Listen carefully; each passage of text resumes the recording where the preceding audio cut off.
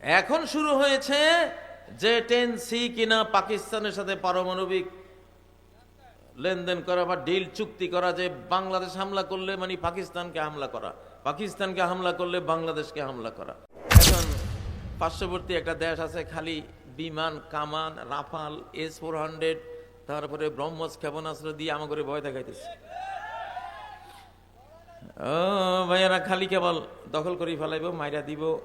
আক্রমণ একটা করবেই, ডক্টর ইউনূস সাহেব আক্রমণ করবে নিঃসন্দেহে, এবং সেটা বাংলাদেশ পুরোপুরি প্রস্তুত হওয়ার আগে। পুরোপুরি সে বাংলাদেশ যেভাবে চেষ্টা করতেছে সব কেনাকাটার অস্ত্রপাতি, এগুলি ওরা সুযোগ দেবে না, এগুলি সারার আগে আক্রমণটা হবে। এখন সেটা কখন হবে সেটা আল্লাহ জানে, তবে কনফার্ম যে আক্রমণ হবে।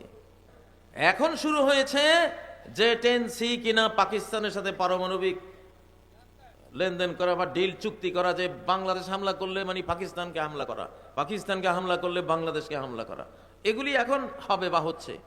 কিন্তু মাত্র তো আতুর করে শত্রু চাচ্ছে এগুলি করে সারার আগে হামলাটা করে দেব, অপ্রস্তুত অবস্থায়।